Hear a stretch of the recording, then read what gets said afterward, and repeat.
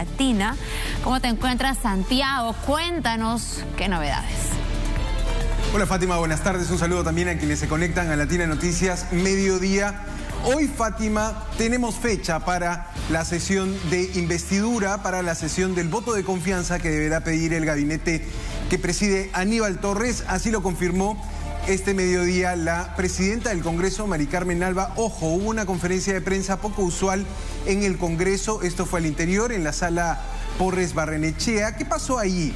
¿Qué hubo en ese espacio donde la presidenta del Congreso quiso responder un poco a la conferencia de prensa que dio el día lunes el premier Aníbal Torres, donde denunció que algunos grupos políticos tenían el plan para destituir al presidente? Bueno, la congresista Mari Carmen Alba hoy, junto a representantes de la mesa directiva, junto a los voceros de todas las bancadas, quiso dar un mensaje, primero diciéndole al premier Aníbal Torres: tenemos todo el derecho a reunirnos, negando que haya una intención de conspirar en contra del gobierno de Pedro Castillo, y señalándole que ponía la fecha como el día 8 de marzo para recibir al gabinete en esto que será la exposición de las políticas de gobierno del nuevo equipo de ministros que tiene Pedro Castillo. Vamos a escuchar cómo lo dijo Mari Carmen Alba, porque es lo último y reiteramos, ya hay fecha para la sesión de investidura del nuevo gabinete. Así lo dijo la presidenta del Congreso. Hace 2 días, el primer ministro Torres acusó a miembros de este Congreso y a la mesa directiva de golpismo, de complotar antidemocráticamente para derrocar al presidente, buscando ahondar la crisis en la que el Perú está sumergido desde el inicio de este gobierno. Queremos decirle a todos los peruanos que el Congreso de la República se reúne en busca de un solo objetivo: un Perú mejor. Queremos decirle al ministro Torres que aquí estamos, que seguiremos reuniéndonos para buscar propuestas de consenso. Queremos anunciar que lo recibiremos para escuchar los lineamientos del gobierno este 8 de marzo. Totalmente cambiado el tono del diálogo, de la lectura del documento que tiene en sus manos. Un tono pero totalmente diferente a aquel en el que se le escuchaba muy enérgica hace unos días afuera del Congreso de la República, respondiendo al Ejecutivo.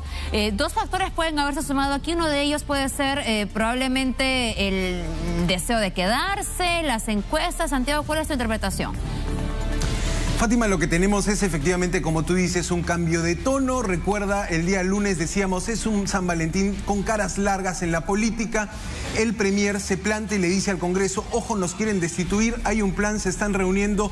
Hoy el Congreso parece recular, parece dar 2 pasos atrás y decir: ok, vamos a dialogar, hay disposición de recibir al premier. Hay un cambio de tono claro desde la presidenta del Congreso, Mari Carmen Alba. ¿Qué puede haber pasado? Primero, hablemos de que obviamente veníamos de una noticia que era esta reunión en el Hotel Casa Andina, que generó cierto impacto negativo en la imagen de la presidenta del Congreso y también de las bancadas que asistieron a esa reunión. Esta conferencia de prensa busca revertir un poco esa imagen. Por supuesto, también hemos visto cifras de popularidad del Congreso muy bajas en las últimas mediciones hechas por Ipsos, sobre todo la medición hecha por Ipsos que se publica el día domingo. Vemos también que 7 de cada 10 peruanos rechazan la labor del Congreso. Parece el Congreso asumir, digamos, ese pasivo de popularidad y plantear una agenda más realista. Vamos a recibir al premier Torres, dice hoy Mari Carmen Alba, y vamos a escuchar otras propuestas, Fátima, porque hablaron más personas en esta conferencia de prensa. Habló Carlos Anderson y mostró un poco cuál era el escenario que teníamos en la actualidad. Intercambio de acusaciones constitucionales, intercambio de mociones, una situación compleja de empapelamiento entre los poderes del Estado. Y ojo que Valdemar Cerrón dijo también presente en esta conferencia de prensa: si quieren hablar de gestos, entonces, ¿qué les parece si dejamos sin efecto mociones o acusaciones constitucionales? Se está haciendo política a este nivel, Fátima. Nos damos cuenta de esto no solo porque cambia el tono, sino también porque parece haber un entendimiento cuando teníamos el escenario ayer nada más de acusaciones constitucionales y ahora vamos a repasar cómo se empapelaron los poderes del Estado, tanto Palacio de Gobierno y el Congreso en los últimos días. Hoy baja un poco el tono, hoy llega un poco a ser más realista tanto las bancadas en el Congreso como el gobierno y parecen entenderse en lo que será un pedido de voto de confianza que de momento, Fátima, no hay pronóstico para cómo saldrá esa votación, pero que haya fecha ya es un buen camino y eso es también lo que hemos percibido hoy. Se ha bajado un poco el tono de la confrontación, entienden los poderes del Estado que lo que sigue es protocolar, que lo que sigue es un pedido de confianza, veremos si le dan la confianza, todo parece indicar que sí. Pero es muy pronto para decirlo, Fátima. Vamos a escuchar esto que te decía cuando el congresista Carlos Anderson reclama al Premier por las acusaciones constitucionales, sobre todo por la presentada por Betsy Chávez, y cuando Waldemar Cerrón dice, bueno, entonces dejemos de empapelarnos. Vamos a escucharlo, así lo dijeron estos congresistas. Entonces, el Premier, por ejemplo, cuando ha dado su discurso, representando, por supuesto, una posición de gobierno, porque ha estado acompañado de todos sus ministros, ¿verdad?, al hacer uno de los puntos que señaló fue que él no iba a hacer ninguna acusaciones, pero él dijo claramente, yo no voy a hacer ninguna acusaciones ni nada por el estilo, pero de inmediato, de manera coincidente, tenemos denuncia constitucional, una congresista, la congresista Margot Palacio, censura, otra denuncia constitucional, la ministra del Trabajo, ¿no? Denuncia penal, Y si vamos a hablar de gestos, podría darse la alternativa de que se quiten todo tipo de moción de censuras, todo tipo de interpelaciones, y por el otro lado también se garantice el voto de confianza por la democracia. Vaya, Santiago, ahora todos se unieron, modularon la voz, más cadenciosos al articular cada una de sus ideas y quieren, según lo que podemos ver, terminar con la guerra de los papeles, de las mociones, de las censuras. Esto podría indicar incluso acaso un acto de madurez. ¿Cuál es la lectura que tienes en todo caso? Y finalmente, ¿esto acaso significa también acabar con el control político que corresponde al Congreso en cuanto que hay? Y eso no nos podemos olvidar todavía, ministros o también otras designaciones con cuestionamientos. Es verdad, Fátima, coincido contigo en que es una muestra de madurez, pero sobre todo de realismo, porque son conscientes los congresistas que tampoco tienen un cheque en blanco desde la calle, desde la sociedad civil. Entonces, si ayer teníamos un escenario donde desde el Congreso decían, o desde Palacio de Gobierno decían, nos quieren vacar, nos quieren destituir, son vacadores, y desde el Congreso teníamos los dichos de, ustedes son dictadores, cuestionan todo tipo de reuniones, hoy lo que tenemos es un escenario más realista. Hay que afrontar lo que tenemos. Tenemos un gabinete con un nuevo Premier y en el Congreso tenemos también bancadas que van a seguir, y esto es la segunda parte de tu pregunta, van a seguir con las mociones de interpelación. Ya. Esto tiene lógica porque es parte de la función de control que tiene el Congreso y lo hemos visto en los anteriores gabinetes. Eso no ha cambiado. El congresista Montoya, que es, por ejemplo, uno de los que más ha ido anunciando las consecutivas mociones de interpelación a todos los ministros del gobierno de Pedro Castillo, hoy se mantuvo también en su línea el congresista Montoya. Es decir, esta función de interpelar a ministros es posible que continúe. Lo que tenemos hoy más bien es una descompresión. Se termina normalizando un poco la relación entre la mesa directiva del Congreso y el gabinete de ministros. Aquí también hay otro escenario, Fátima. Hace 2 semanas teníamos al presidente Castillo y a la presidenta del Congreso, o diríamos a Palacio de Gobierno, en la figura del presidente y en la figura de la presidenta del Congreso, boca a boca. Acusaciones cruzadas, había una relación hostil. Nadie dice que no haya todavía cierta sensación de hostilidad.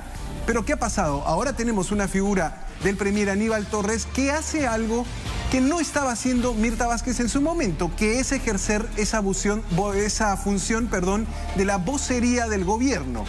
Es el Premier Aníbal Torres el que ha logrado establecer en esta, diríamos, conferencia de prensa que dio el día lunes y hoy viendo la respuesta del Congreso, esa función de ser el vocero de gobierno y mantiene esa línea de intercambio diario con Mari Carmen Alba. ¿Qué ocurre con esto?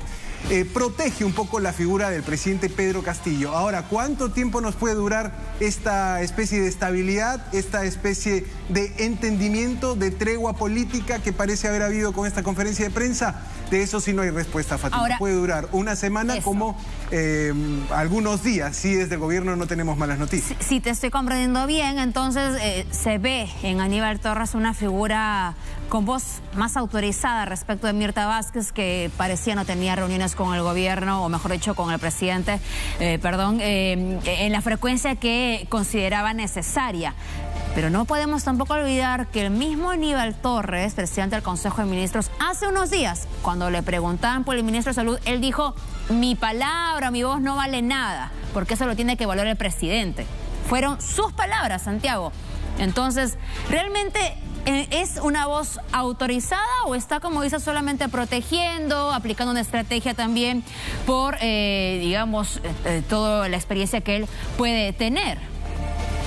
Creo que está ejerciendo esta figura que te decía, que es la vocería del gobierno, la persona que sale a dar las batallas diarias en la política, y desde el Congreso lo que hemos visto es que le responden a ese diálogo, a ese nivel.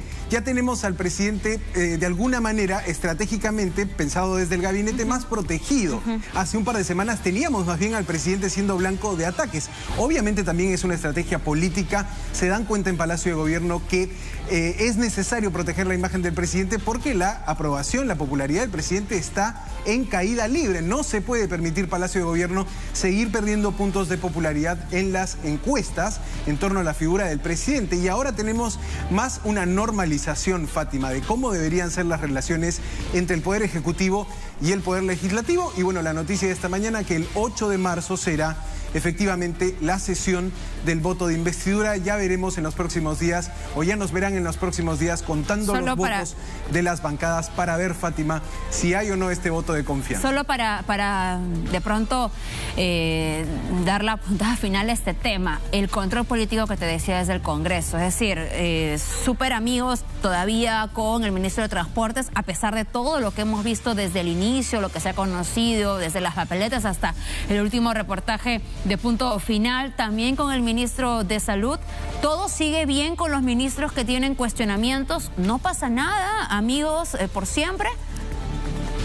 De ninguna manera. Lo que entendemos es que esa batalla o esa discusión, la discusión sobre la idoneidad de algunos ministros en el gabinete, se posterga. No es que la están o no están decidiendo pelearse hoy por eso. Hoy se ha puesto en agenda el tema de la sesión de investidura y seguramente, Fátima, tendremos noticias en los próximos días de qué se planea desde el Congreso para ejercer el control político en estos dos casos, puntualmente en el caso del ministro de Transportes, Juan Silva, y después en el caso del ministro de Salud, Hernán Condori. He perdido el retorno, por favor, si me pueden volver a llamar para poder escucharte, Fátima. Perfecto, sí, vamos a retomar la comunicación contigo en breve, Santiago. De hecho, lo que te preguntaba era, básicamente, por lo que hemos visto, constantes visitas de los congresistas al ministro, que no está mal, porque tienen que hacer gestiones, evidentemente. El problema es cuando los motivos de estas visitas, las promesas de obras, son más bien pensadas en acaso ganar votos, en acaso son esto más importantes que tener una persona idónea